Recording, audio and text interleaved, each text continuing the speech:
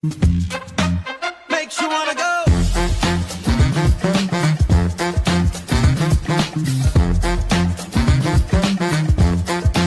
Makes you wanna go. Na na na na na na na na na na na na.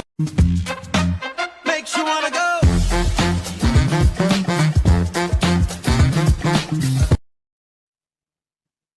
Hey, Mikki G, how are you today? I'm doing well, Goldn Bronze. How are you today? And I am so happy, and I need to stick with my day job. Well, this is my day job. But it's Friday, and I'm very happy. Yes, indeed. Well, it's mine too, but you know what Yeah. I mean. Yeah. Yeah, I know what you mean. Yes. One of mine. Yes. Yeah. So I want to welcome everybody to Gab with Goldn Bronze, and also for taking a few minutes out of your day to stop by and say hello and see what we're gabbing about today. We do appreciate it because we realize that there are many other things that you could be doing, but you chose to stop in to see what we're gabbing about on today, and we appreciate it. Tell your friends, tell your family, tell your coworkers to check out Gab with Goldn Bronze. Gab with Goldn Bronze is a sponsor of Golden Swan Cadre, which is a domestic 501c3 nonprofit organization that advocates against domestic violence towards women. We do acknowledge it happens to men too, but we happen to be an advocate against it for women because the statistical data is almost double for women than men. Not only that, we advocate for women's health issues, including maternity, mental, self-care, and mindfulness. If you would like to know what all we do, you can visit our website at www.goldenswancadre.com because time is of the essence. But we do help victims once they leave the domestic violence centers as they start their single family journeys. So stop by and check us out on our website. Okay. Our topic today is let's talk about behaviors, well, actually bad behaviors in 2024. In 2024, societal issues and bad behaviors continue to evolve with the times. They get worse and worse. Some of the negative behaviors that have come into the focus include misinformation and disinformation, the spread of false information on social media and other online platforms remains a significant issue. People often share sensationalized, incorrect information about without fact checking. That's what I meant to say. They don't check their facts to make sure that the information is accurate before they share it on their public websites on social media, which can lead to widespread confusion and polarized debates. And I have seen some heated debates online about information that is actually misinformation and disinformation. Well, I've seen it as well, and oftentimes it can get people hurt when they're spreading lies, and then it cycles and it snowballs, and it takes on a life of its own. But a lie can get someone hurt. It's not something to play with. You know, I saw a couple, I won't name them, and there was a rumor that they were divorcing because they said the husband had another relationship and a baby on the way. And I saw it in a couple of places online. And then the couple came on and said, "Hey, I heard this rumor. Is that true? Is that true?" And they just laughed about it. It was not true. And I saw that within probably an hour or two of being online that they dispelled that rumor that was going on. Yes. I've actually seen people get heated with a total stranger. But the other thing that goes in hand with that is cyberbullying and online harassment. With more people online than ever before, cyberbullying, and it's happened to me, continues to be a major issue, particularly on social media. This behavior can have devastating effects on individuals' mental health. And speaking from, it's happened to me more than once. And obviously just sent me into a state of anxiety because this person doesn't know me from a can of paint. But when I realized it was just online harassment and cyberbullying, I kind of calmed down a little bit. It's, so yeah, it happens. Yeah, yeah, yeah. People are very brave behind a keyboard, and they say a lot of things that they wouldn't say in your presence. They feel that they can get away with it. Who's going to censor them? Who's going to stop them? And so they just say Right. whatever their emotions send them to say. And a lot of times, those are just weapons that are aimed at someone that they don't even know. They just feel like offering an opinion or digging at someone. It's not. It's not right. Right. And if they saw you in person, they probably wouldn't say it at all. You know what I mean? They're No. behind the screen, Right. big men and women, Right. or behind the Right. keyboard. But Right. while holding people accountable for harmful actions is important, cancel culture has sometimes been criticized for being overly harsh or lacking nuance.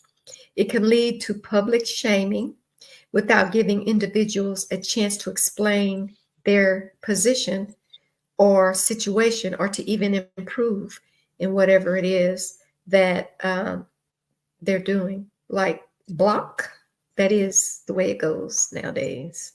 Mhm. You have anything to add to that, to elaborate on it? Mhm. Well, the cancel culture, I we've become very sensitive on one hand. On the other hand, we've become very bold and we say whatever we want to say. And it offends a lot of people just because we have freedom of speech here doesn't mean that it's always a good idea to say what's on your mind. And a lot of times people get Exactly. canceled as far as their occupations because they were a, let us say, Karen in the public, calling the police on people that they shouldn't, or Yes. even just like you Doing the said, most, huh? doing the most. And so, that cancel culture, because they say, oh, well, they work at this place or that place, they could lose their job. So you have to really be careful what you're saying, because what goes on the internet stays on the internet. Forever, can I And ever, say? Yes. ever. Okay, well, we'll finish up in just a moment. Well, we'll not finish up, but we'll come. All right, Nikki G, as you were saying. Oh, well, actually, I was just talking about the people who can lose their jobs for the things that they're doing in public. And like you said, those things stay on forever and ever and ever online. And so we get out in public and act as if no one's going to see it. There are cameras everywhere. There are cameras, there are Mhm. microphones, there's surveillance everywhere. And if you think that no one's going to see your bad behavior, it'll probably be on national TV. So think first before you do things like that. I know that's right. Mhm, Big brother is everywhere, street corners and everywhere. Well, yeah, mhm, so excessive use of smartphones, social media, and other digital technologies are leading to a large range of negative consequences, as you just mentioned, mhm. including shorter attention spans, increased anxiety, and a sense of disconnection in real world relationships. So, people are just so addicted to their cell phones. That's really, it's rude to go on a date or go to dinner or, well, let's go focus on that. And the person that you are at dinner with has their head down on their cell phone while you're just waiting for your meal to come or whatever. It's kind of awkward because I've been in that situation where I'm like, the person is just looking at the phone, and then I'm looking around, and I promise you, I really did this, the restaurant, and everybody in the restaurant, no matter what age, while they're waiting on their food, instead of engaging in conversation like you should do, and like a lot of people still do, but a lot of them don't. Right. Everybody was on their cell phone doing their own little thing. And then when their meals came, they then looked up at the waitress or waiter to talk to them, got their food, and they did, some of them engaged in conversation with whoever was at the table with them while they were eating, and others had their phone right here, take a bite, and they're looking at the phone Wow. while they're eating. Yeah, a Wow. total disconnect. That's quite rude. And apparently, well, there's a few words you can say about that. It can wait. Let it wait. Yes. If it's not something urgent, let it wait. Stay in the moment with the person that you're dining with or that you're spending time with. Unless it's an emergency. Now I know people are doing a lot of business and we do it on our phones and all that, but there has to be a cutoff time when you're doing things like that. It can wait. Exactly.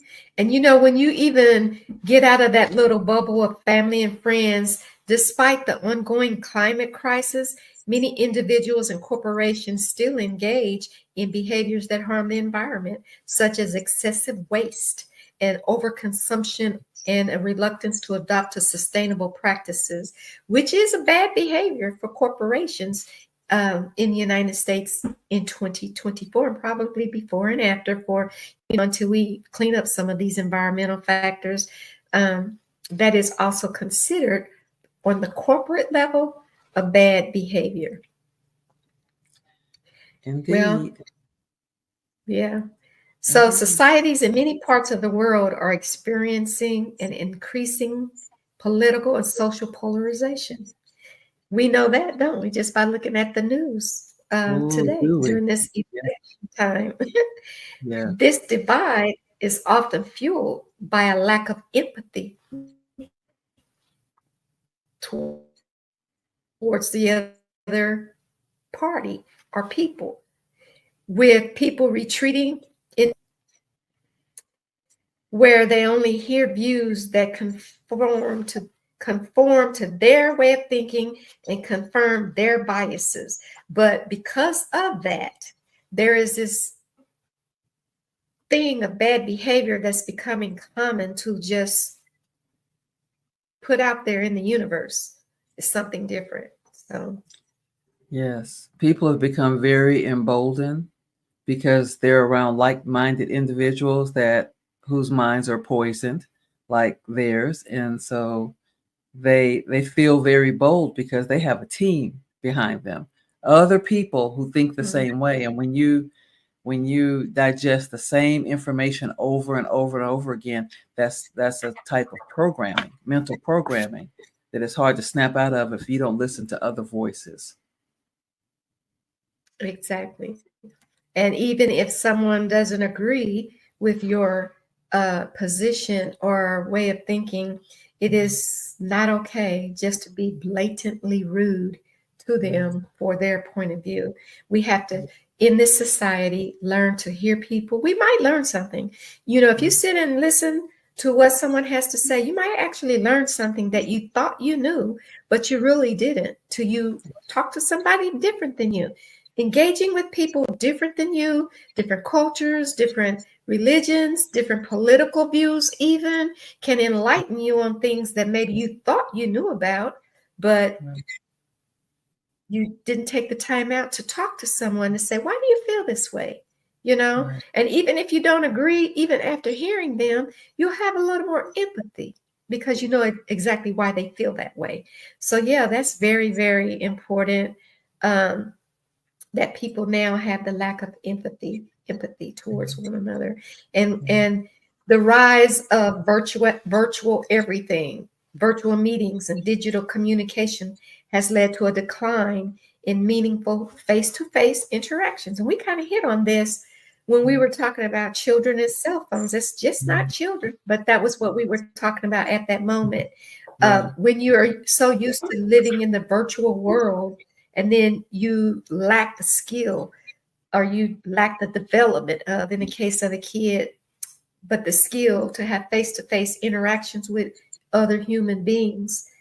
Because of everything being so virtual, many people feel isolated and lonely for that reason as well. And even though they are constantly connected online to people, it is still a bad behavior, I guess, when in not a sense of like you did something bad, but in a sense of like you don't know how to communicate. You have a lack of communication due to everything being virtual in your reality. Right. Right. And some people, that's their only connection. People who are isolated or homebound or don't have many friends, they find connections on social media or things of that nature because that's the only connection that they have. So, in that sense, it could be good. But then people who can go out but won't go out and stay in and do that, that might not be as healthy a practice to do. Right, right. And the pressure for people to own the latest gadgets, clothes. But you know what? Let me just get right back to.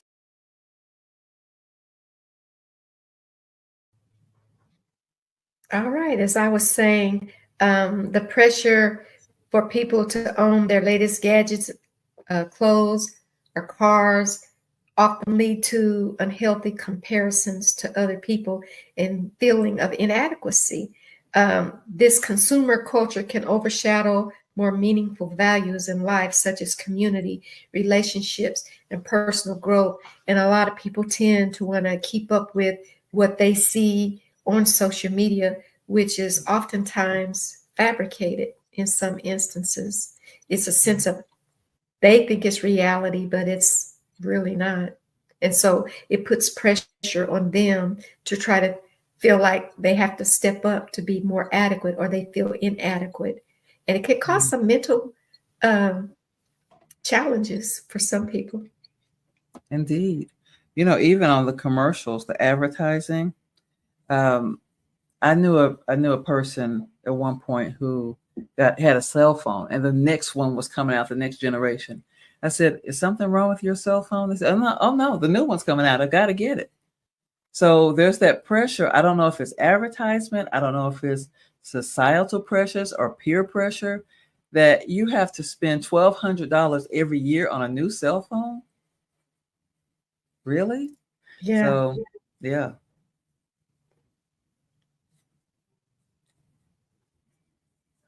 Girl, I use my cell phone till it quits working. Me too. Until Take there's a you 2, 3 reason. years if you don't pay cash for it to pay it off. So Yeah, yeah. Just give me a reason to yes, trade it yes, yes. besides just the next year. Well, this right. Yeah, it's got to not work any Yeah, longer. yeah. But that comes along with the the makers of those cell phones offering discounts to their plans just to have the neatest phone or whatever you think.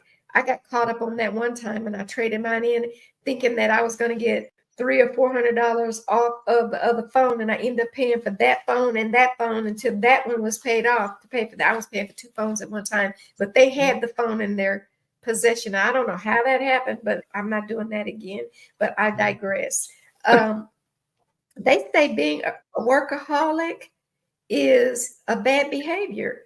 And we know that it leads to burnout, but I am a workaholic. And so I thought, this is like a light bulb moment. Is that a bad behavior? You know, do I have one and didn't realize it? They say with the pressure to constantly be productive, many people are experiencing burnout. The boundaries between work and personal life are becoming increasingly blurred, leading to stress, mental health issues, and a lack of balance. And so, yeah, that surprised me that that is considered a bad behavior to just always be too busy to do anything social.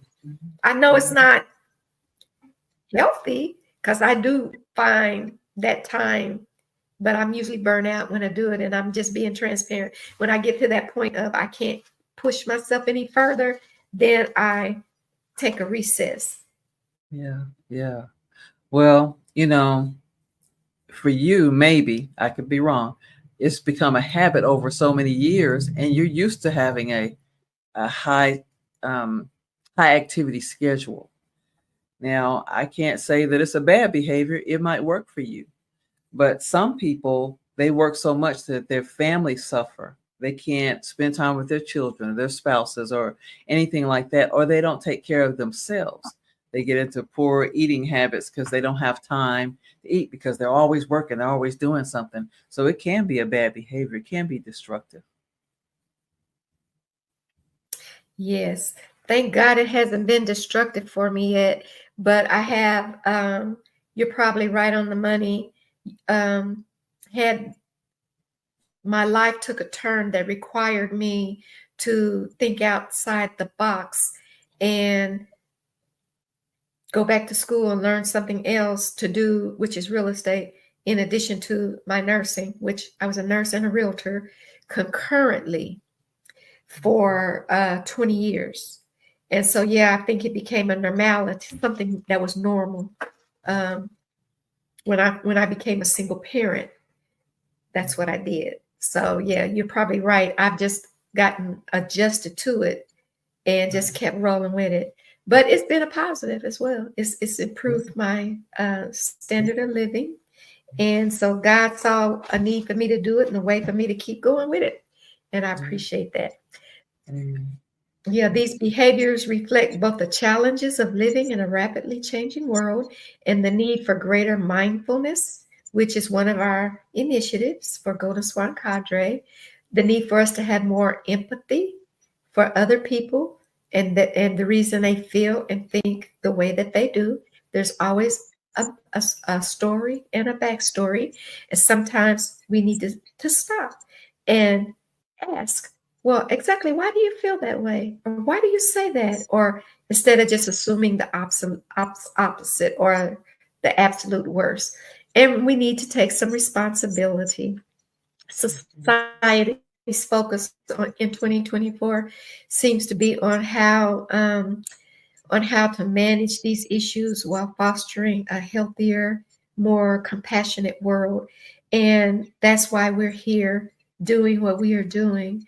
And that's why Golden Swan Cadre became into formation, because we wanted to help people as well as ourselves become mindful, healthier, empathetic, and more compassionate to Absolutely. other people, their situations, and their needs, and decided that if there's anything that we could do to contribute positively to that mission, we would do so. And so that was how we formed Golden Swan Cadre. So, yeah, I truly agree with some of these bad behaviors, surprised by others. Realize that maybe I have one or two myself and just wasn't aware of it. I would do better. I would try to do better. Yes, work life balance is very important. But I did want to say one quick thing. One thing that the level playing field is, we all have a pulse. Ask your Mhm. neighbor why they do, like you said, why they feel the way they do.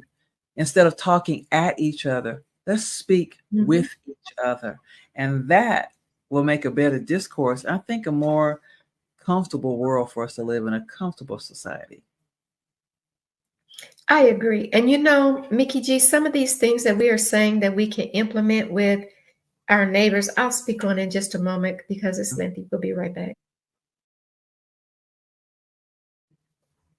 Okay, we are back. So as I was saying, as you mentioned, that we need to ask our neighbors, why do you feel this way? Or anybody that comes at us, because sometimes it's not even a neighbor, it's a stranger.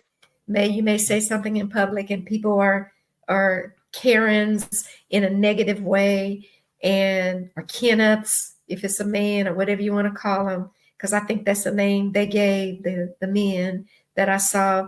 Why do you feel that way, instead of always going from 0 to 10 in 2.2 seconds? We need to do the same in our relationships. Like, things like this foster abuse towards one another. Like if someone in an inter-partner relationship makes some asinine or out of the norm comment or does something the same with their behavior, it might be worthy enough to ask them, why do you feel that way?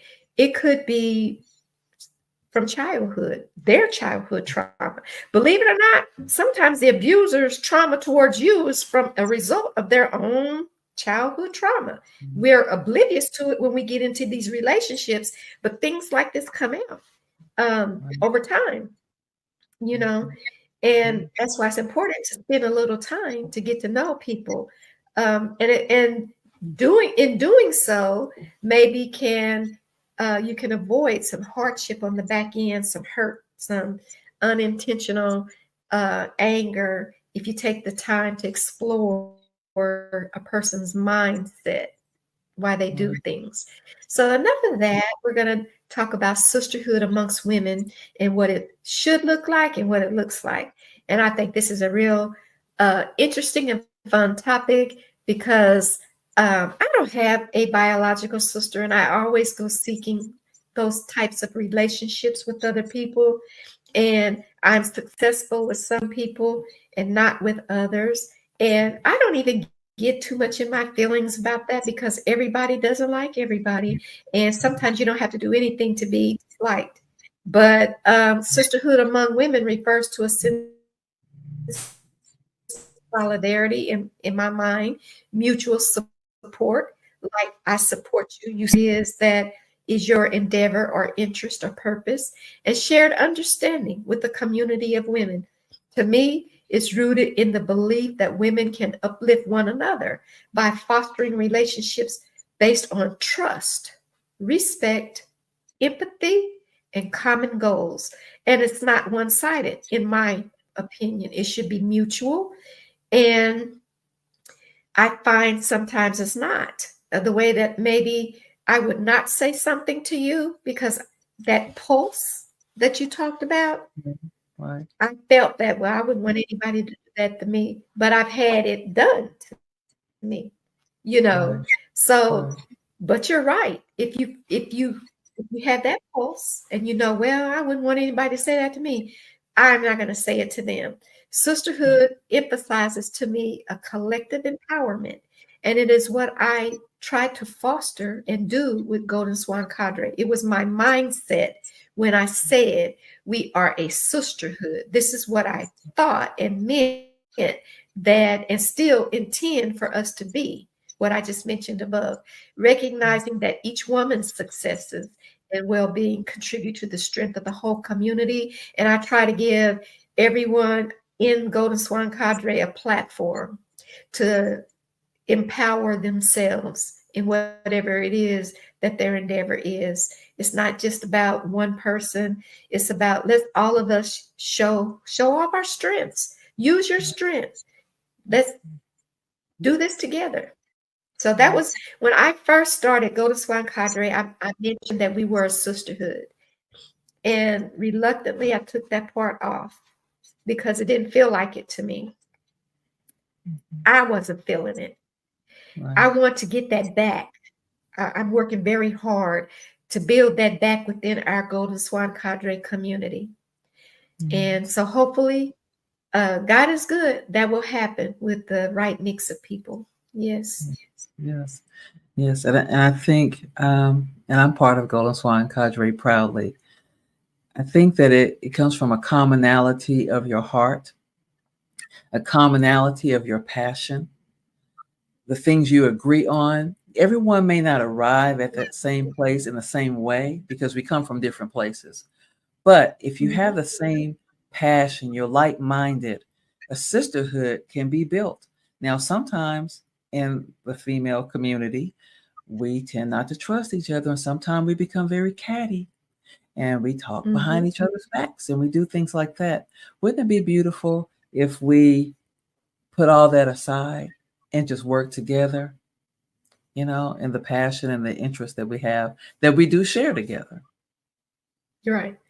And I feel like when you say talk behind each other's backs, what I'm thinking is, like, if I see one of my sisters has a problem, and I'm gonna go to, like, you, I've done Right. this, Right. and I tell you, hey, we got this sister that's in this certain place. Let's together go talk to her and see if we can help her evolve out of where she is. And in that way, it is not talking behind their back. Right. To me, Right. it is being a sister. A sister is not going to ignore the bad Right. and just acknowledge the good. A sister is going to tell you, hey, look, this is what I think is happening. Let me know if I'm wrong. And this is, if this is what is happening, this is what I feel like maybe you should do with empathy, love, and care. Not Right. with, I'm going to show her, I'm going to do this. Not that way.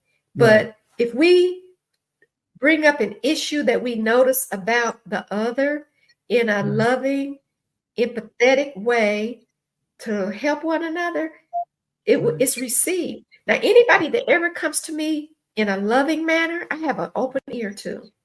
Right. Right. But if it seems malicious, I'm cognizant of that too.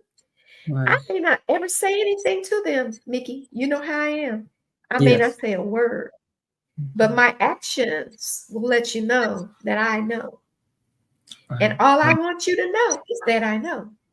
But I'm not malicious. I won't do anything to harm that person. And guess what? Even when I do that, I'm still gonna love you, and you still gonna be a part of this sisterhood. Because if you was my biological sister, it might get rougher than that. I don't have one, but I know with my brother, we get very matter of fact with each other. If an issue, my brother is really laid back, and I'm really laid back, and it's not often that we cross that way, but it has happened when I'd have to say, this is how I feel about this, and he may totally disagree with me, but after we have our exchange, it's over with. And then we keep loving each other. Yes, that to me is what I thought a sisterhood is, but we'll get into that in a moment. So I compare my relationship with me and my brother don't cuss at each other. We have a level of respect where we can actually say what we honestly feel, whether we disagree with each other or not.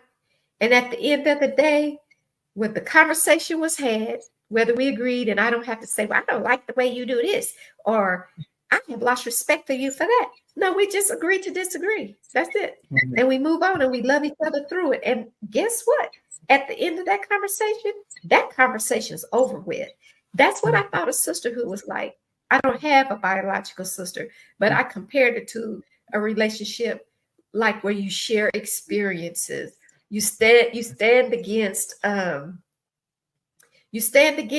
whatever it is that you're against respectfully to the other person without trying to harm them or without trying to hurt them. Yeah. Right. And in reference to talking behind one's back, I meant that in a malicious way, gossiping about someone else. And I think in a sisterhood, right, just, oh, did you hear about her husband? Did you hear, those kinds of things. I think that's counterproductive. And in a sisterhood, you form a chain and you link it together and you don't break that chain.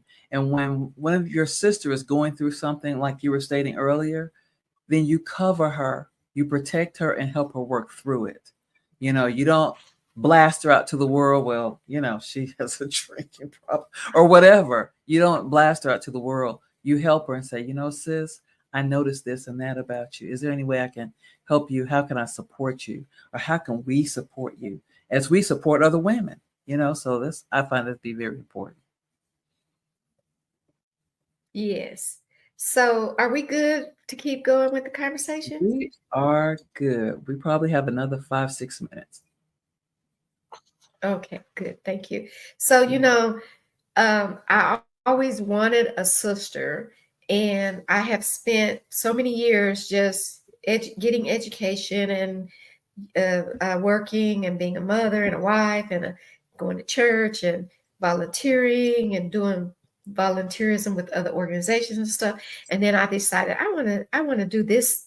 I've always wanted to do something about domestic abuse and violence because I unfortunately was a victim and I survived it and became a thriver. So I wanted to reach back and pay forward some kind of way. And in that, I wanted to develop a sisterhood of women with the like-mindedness that I had for the vision, the mission, and the purpose, which I wrote myself from my heartfelt feelings. And I felt like a sisterhood it often involves sharing experiences, not just me sharing mine, but all of us sharing ours with each other, standing against sexism or abuse of any kind, other forms of oppression, and creating safe spaces for each other where we all feel seen, where we all feel heard, and where we all feel valued. So I have tried to make a point to delegate responsibilities that I don't have to oversee on a continuous basis. Of course, I have to oversee it as a CEO, but micromanage people. And I'm trying to build that confidence in people that I've asked you to do this, roll with it, just run it by me. There's certain laws that we have to follow. There's certain things that if I say no, it's because of that,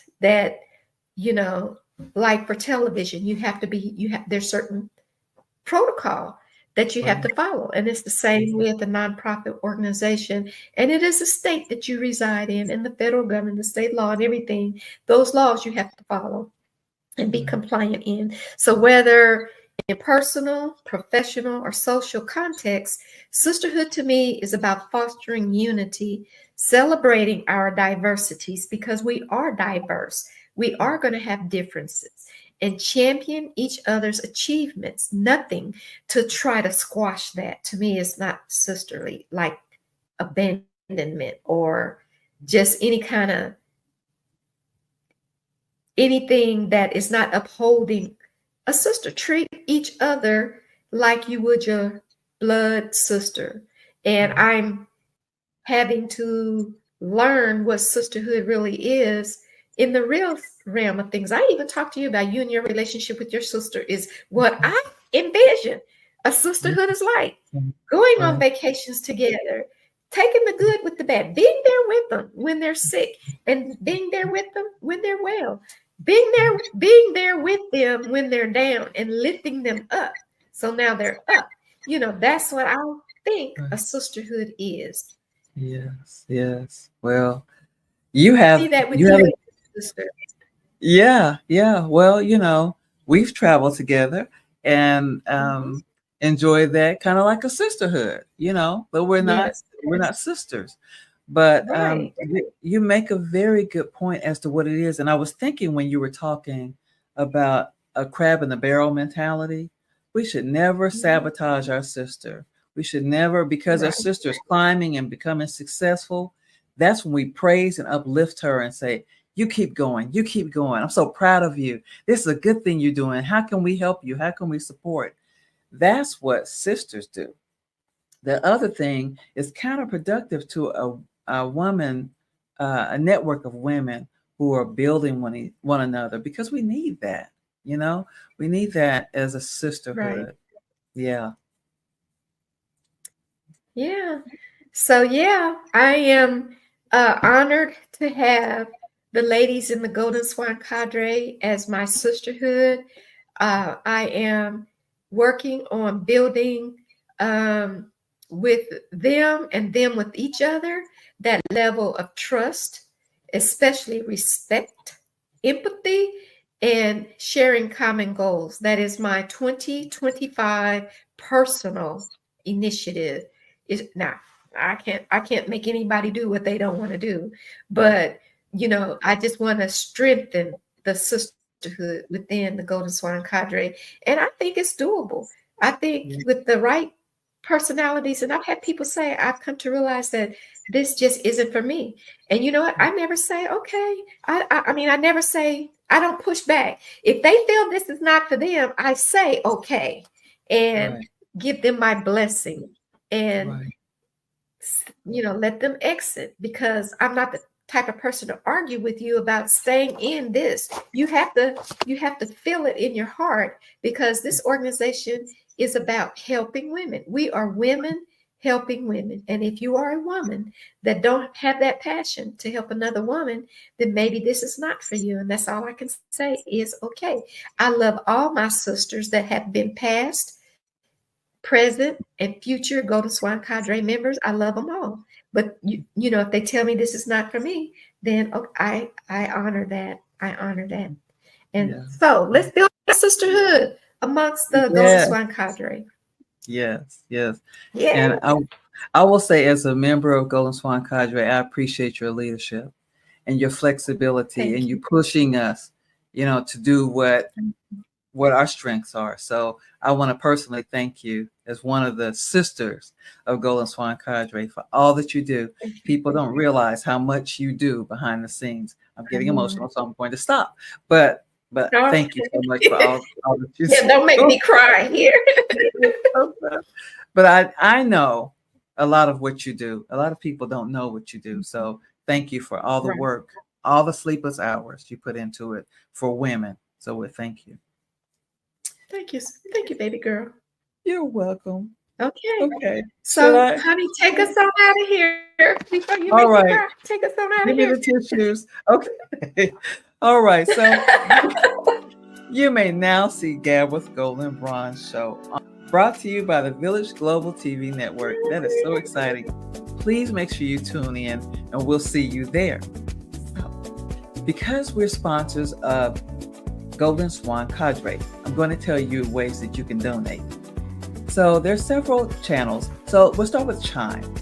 On Chime, you enter $ Golden Swan Cadre. The G, S, and C are uppercase. So make sure you do that so you can find us. PayPal, the Golden Swan Cadre at gmail.com. Our website, www.goldenswancadre.com. And on social media, Instagram, visit the charity section to find the official _ Golden Swan Cadre. And on Facebook, visit charities also and find Golden Swan Cadre. Join us in making a positive impact today, and we appreciate every donation that you give. Yes, we do. And with that being said, I just want to thank you all again for stopping in with Gab with Goldn Bronze, checking us out to see what we're gabbing about today. We expect to have a lot of fun things, some serious conversations, but we have random topics that we talk about. Fun, serious, educational, motivational, spiritual, comedic. We do some stuff like that. All of it. We have entertainment. We have whatever you want, drop by. We'll have it eventually. If not today, tomorrow. So come back tomorrow and see us.